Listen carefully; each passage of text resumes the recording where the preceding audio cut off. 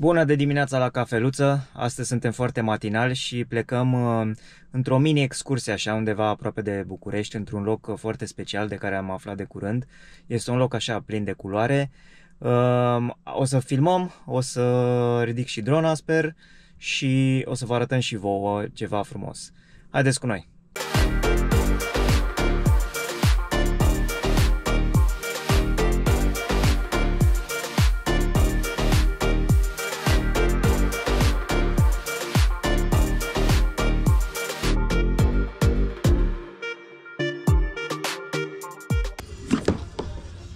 Niciun drum lung fără cafeaua excelentă de la Elefant Cafe.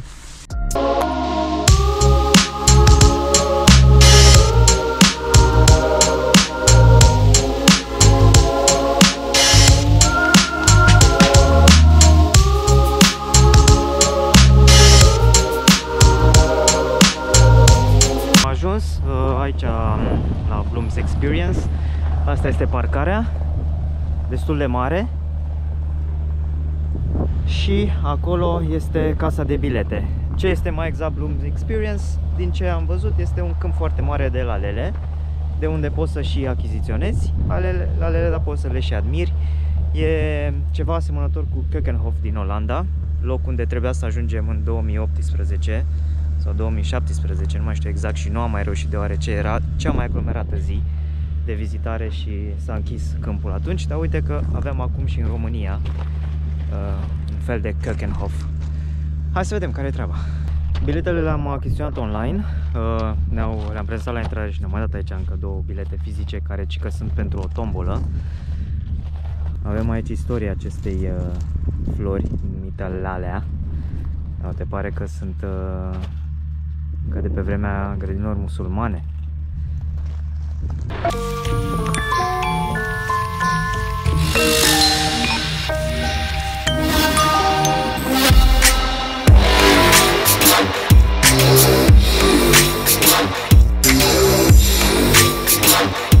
Am venit în timpul săptămânii, în weekend înțeleg că este super aglomerat, nici locuri de parcare nu prea se găsesc, dar acum este foarte ok.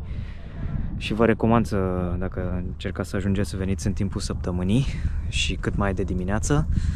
Biletele se pot achiziționa online, ca și locație este undeva la kilometru 85 dinspre București spre Pitești, se face un drum spre dreapta, oricum găsiți PIN-ul și pe Google Maps și pe Waze, așa că e foarte, foarte ușor de ajuns și da, eu zic că merită. Mulțumim, Dana, pentru pont. Ce zici de Lea, cum e? Foarte frumos, neașteptat de frumos. Foarte multe culori, combinații de culori de fapt. Da, și cât de multe soiuri, specii bătute, sunt. nebătute. Da, exact. Da. Vezi, dacă n-am avut noroc atunci la Keukenhof, Avem acum.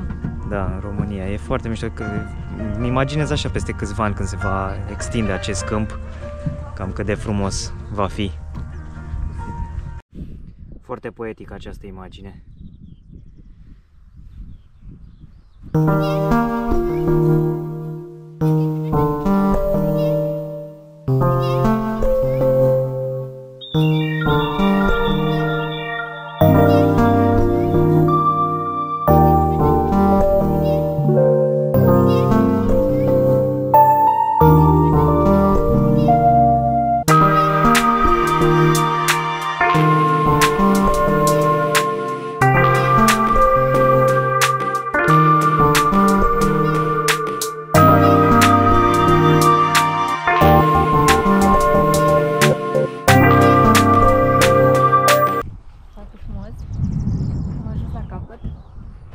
Da, asta e... Da, știi ce ziceam mai devreme, că ar fi tare să se extindă și în câțiva ani așa să fie un fel de Keukenhof. Bine, Keukenhof se întinde pe mulți kilometri. Știi că te plimbi cu bicicleta, te pierzi pe acolo.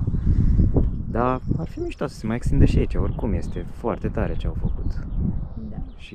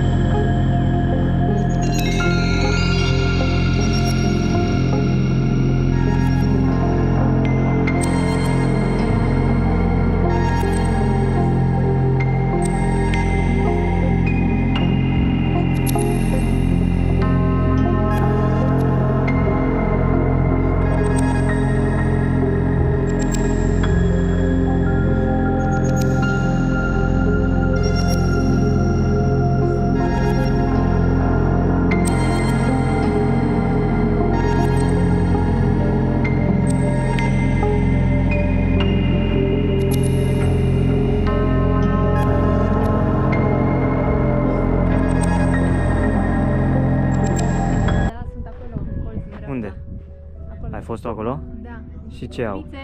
Găinuțe și încă ceva. Surpriză. Da? Da. Hai că mă duc să filmez acolo. Du-te, te aștept aici. Da. Ia să vedem.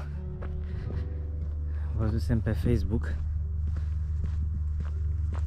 că au și o mini grădină zoologică aici. Salut! Poftă bună! Ei, ia uite și ponei! Hey, hello!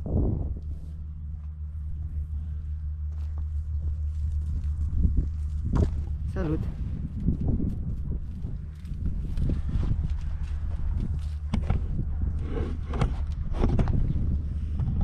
Salut! Tu ești Cozel? Dai și tu o bere? Dai și tu o bere?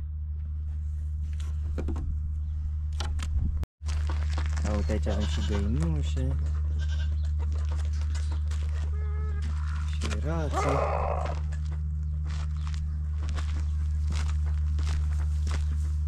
Oh, wow! Wow, voi sunteți papagali? Sau ce sunteți voi?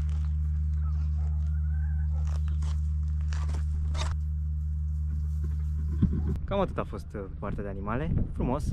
Cred că pentru copii o să fie o atracție să vadă animăluțele astea. Parcul este deschis până pe data de 12 mai, în fiecare zi, de la 9 la 18, cu excepția zilei de luni, când este închis complet. Deci câmpul este împărțit în două. În partea din stânga avem expoziția de flori, iar în partea dreaptă sunt câmpurile de flori unde se pot culege. Este aici un bar și o magazie de unde se pot lua forfecuțe, coșulețe pentru colectarea florilor. Deci practic vii tu și îți alegi ce flori vrei și la sfârșit plătești pentru ele. Au pe aici expuse niște tractoare probabil scoase din folosință și câteva utilaje. Iată și cărucioare pentru persoanele cu dizabilități. Foarte frumos și civilizat. Foarte tare, bravo lor. Așa se face.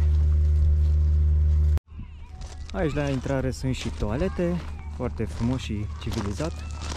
Da, cam asta a fost experiența Bloom's Experience. Urma și dacă am zis asta, prețul unui bilet este de 30 de lei. Se poate achiziționa și online de pe bloomexperience.ro. Se poate achiziționa și aici de la intrare, și cash și cu cardul. Copiii până în 8 ani au parte de gratuitate. Cam asta a fost. Mulțumesc de vizionare și ne vedem în următorul clip. Da, spunea o doamnă din organizare că anul viitor vor să planteze mai multe lucruri, printre care și zambile și nuferi. Nuferi în bălțile alea de acolo? Da, acolo în spate. Unde vor să mai amenajeze. Că mai era un spațiu mic neamenajat. Da, în spate. Da, eu cred că o să facă altceva pentru nuferi, că pălțile alea păreau mai mult de irigație. Nu știu dacă sau le reconfigurează, nu știu. Ah, foarte tare, mă bucur că au planuri de extindere și sunt frumoși și nuferii. Da, erau încântați de cum merg lucrurile de anul succes, ăsta. Nu? Da. Foarte tare. Cred că se așteptau atâta succes. Da, păi venim și la anul. Da, sper să le meargă bine în continuare. Și eu sper. Doamne ajută! Deci aici la Bolintin deja se montează grinzile pentru A0. Pilonii sunt de ceva timp gata și astăzi văd că băieții montează și grinzile. Asta înseamnă că chiar o să se țină de treabă și la sfârșitul acestei veri vom putea circula de la Pitești până la Constanța pe autostradă. Deci vii pe A1, intri pe A0, ocolești București în partea de sud și apoi intri direct pe A2. Doamne ajută să fie așa. Poate la anul termină și partea de nord și avem o centură și un București eliberat de tot ce înseamnă trafic de mare tonaj.